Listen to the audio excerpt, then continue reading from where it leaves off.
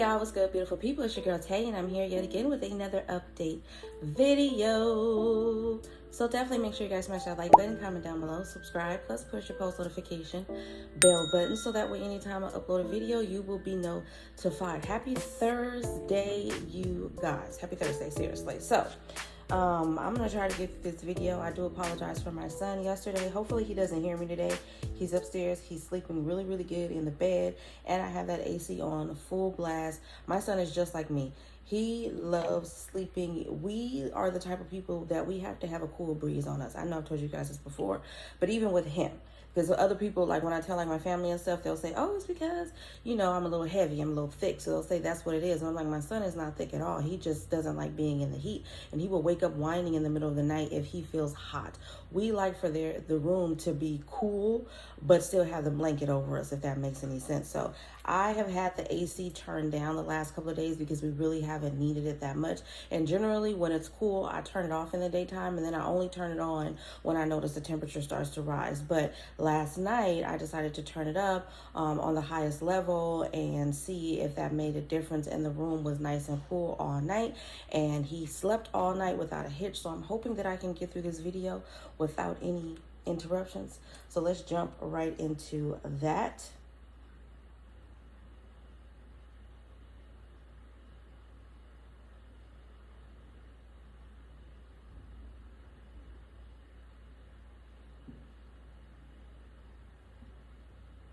One moment, y'all.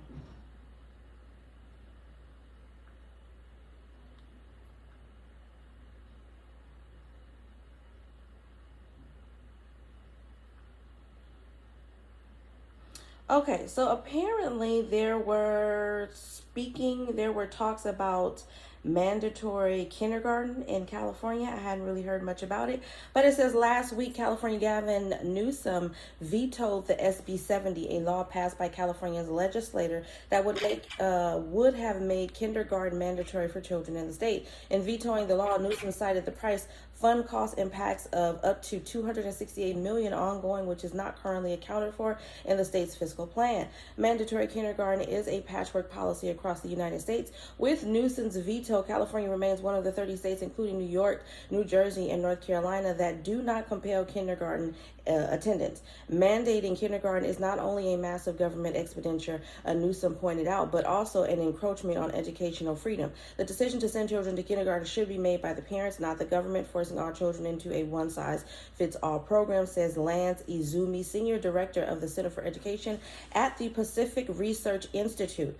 Parents are the ones who know the individual needs of their children. Politicians and bureaucrats do not. Let me just jump on that and say, finally, someone who is speaking with some sense, because absolutely, yes, I don't care too much, and y'all probably gonna hear me say this a lot if you guys stick with me. I don't care too much for the education system, period. I think that it's a bunch of nonsense. I don't like the fact that they tell half. I almost went in and said a curse word, y'all. But I don't like the fact that the things that they teach in certain subjects are one-sided. I don't like the food that they serve. I don't like the conditions, especially now as of the pandemic.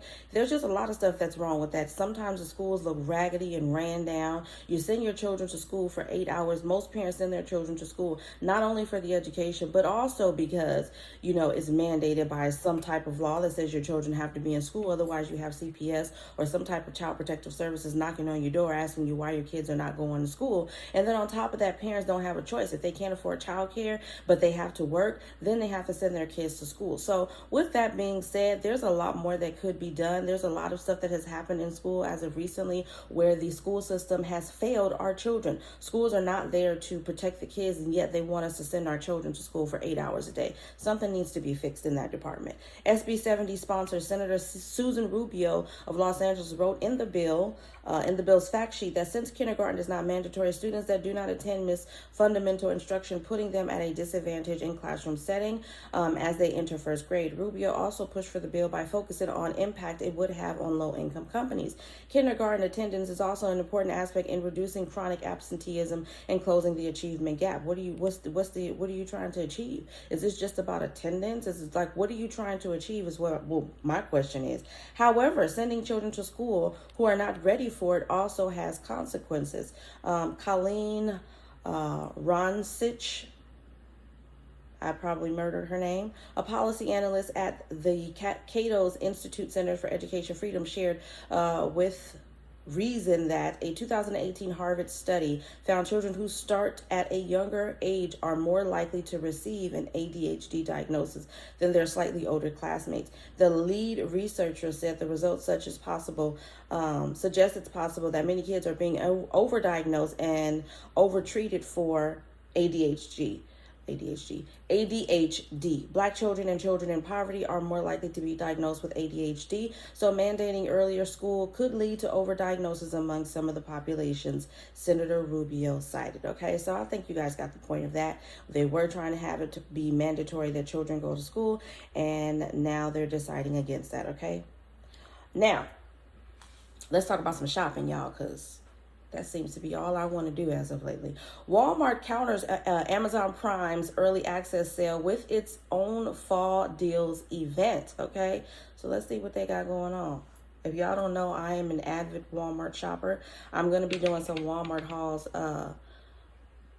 pretty much a lot more on my other channel. So if you're not subscribed, the link will be down below. Walmart is holding a rollbacks and more, in quotes, sale event from October the 10th through the 13th to counter Amazon's Prime Early Access sale. Last week, Amazon announced that it's holding a Prime Day-like sales event October the 11th and the 12th, making the first time that the online retail giant will host two sales events exclusively for Prime members in the same year. Walmart is now looking to counter Amazon sales with its own savings events. The company's sales event will include discounts on top gifts and electronics, homes, toys, fashion, and more. Discounted items will include TVs, Apple Watches, air fryers, robot vacuums, heaters, and more. Amazon has also said it will offer deals across all top categories, including electronics, fashion, home, kitchen, pets, toys, and Amazon devices. Walmart's sales event will start on October the 10th at 5 a.m. Eastern Standard Time and end on the 13th. Considering Walmart's sales event starts a day before Amazon's, the company is looking to get customers first before Amazon events start. Way to go with the competition. And since it ends a day after the Prime Early Access sale, people who missed out on Amazon's events will still be able to shop Walmart deals, okay? The event won't mark the first time that Walmart has launched a rival sales event to compete with Amazon. When Amazon hosted its annual Prime Day sale in July, Walmart responding by holding its own sales event. It's no surprise that Walmart is looking to compete with Amazon for its second event this year as well. What y'all think? Honestly, I have purchased so much stuff as of lately off of Amazon without even realizing it. Stay off of social media. I am on social media obviously because I am working in that space. And so a lot of the times I'm on social media not only doing research, but I'm also on social media trying to look for ways to improve on my content. Not necessarily for this channel, but for my beauty and lifestyle channel, because I do more, or try to do more, or will start trying to do more, I should say, aesthetically pleasing videos where I just kind of do a day in the life, but capturing certain angles of what I'm doing and all of that. So I do a lot of research. I'm literally on my devices all day long. But again, I work within that space, okay? Even my regular 9-to-5 job requires that I'm on my computer all day long. So in between time, when I'm on a break or when I'm not on a call, I'm always looking and researching ways to perfect my craft, if that makes any sense. But I have purchased so many things that don't have anything to do with my channel per se. I bought a new outlet. I bought a new shower head, which I love. I bought some thigh-high stockings to go with this dress. I've bought a lot, you guys. An Amazon video is going to be coming soon on my other channel. But yeah, y'all let me know what y'all think. Don't forget, I do have a link down below for Amazon Prime. If you're not signed up for it already, you can get Amazon Prime 30 days free on me. So definitely check that out, okay? Moving on from that. Let's see here. I think I read this one to you guys yesterday. I don't want to go over the same thing. I think I attempted to read this one to you guys yesterday. The White House announces $8 billion to combat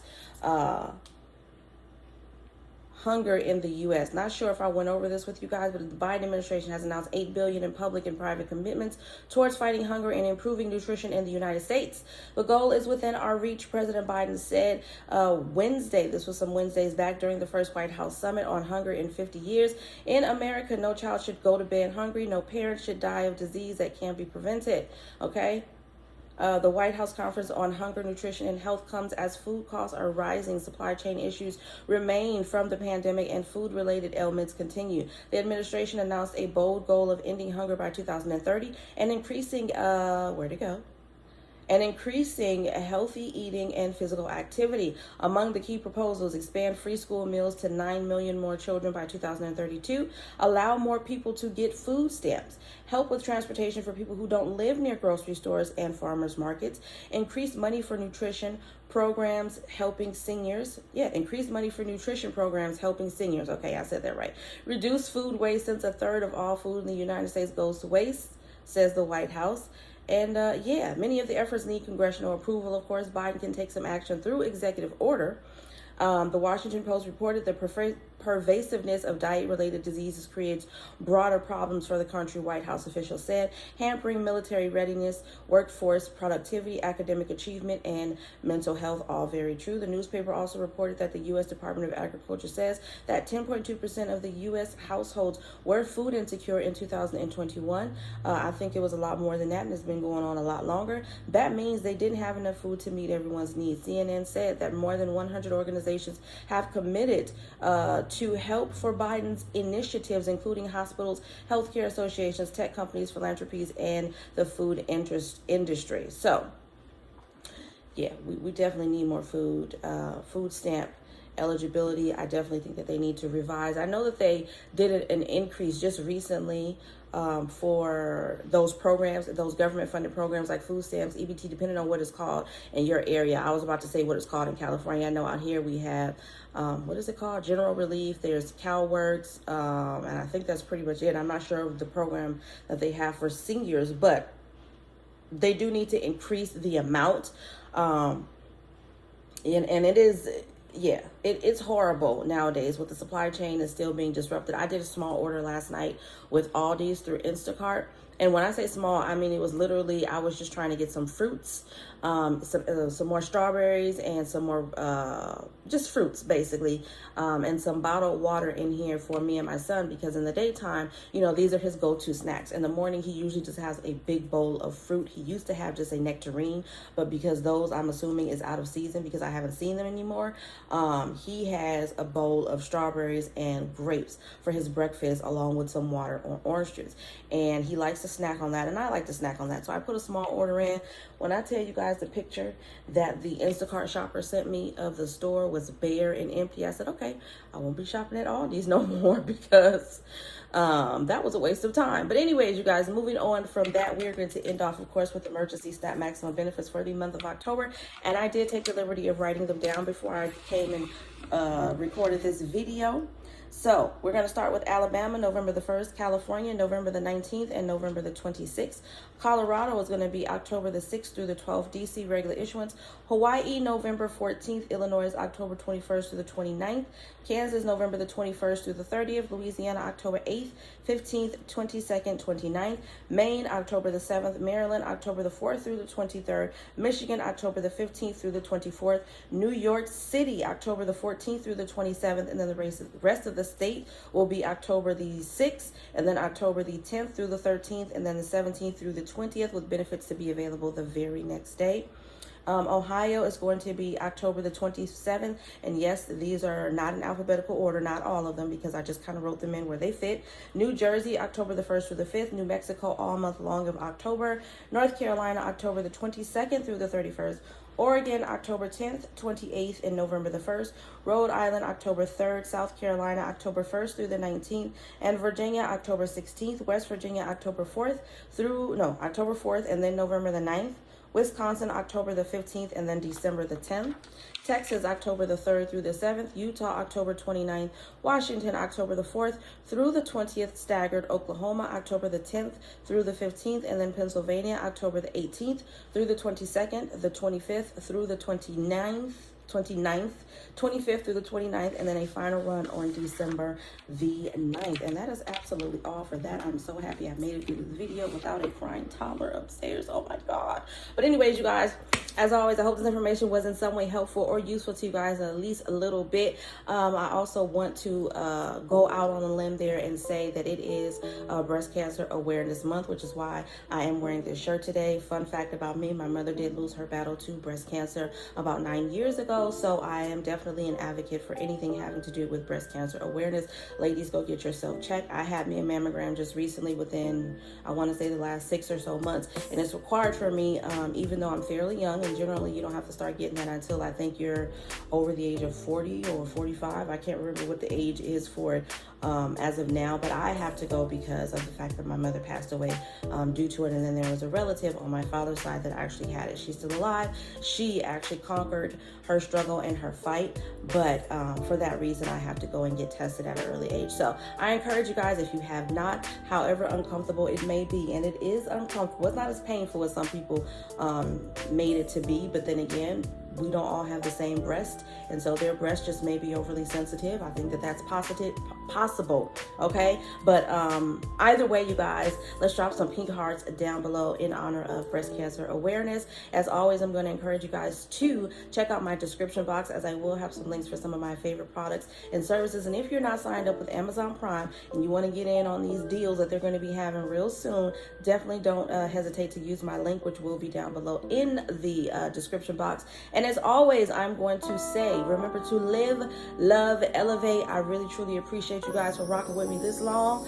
And yeah, I'll see you guys in the next video. Peace, y'all. Bye.